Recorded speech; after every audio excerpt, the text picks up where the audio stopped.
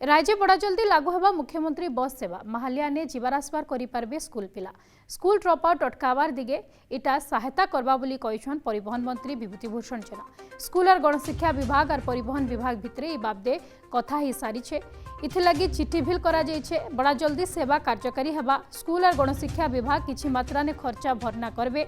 मुख्यमंत्री बस सेवा योजना अंडर ने 1422 बस ने सेवा मिलवा बस ने सभे जाई पारबे हेले स्कूल पिला महालिया ने जीवार आसबार करि पारबे बोली कहिछन मंत्री।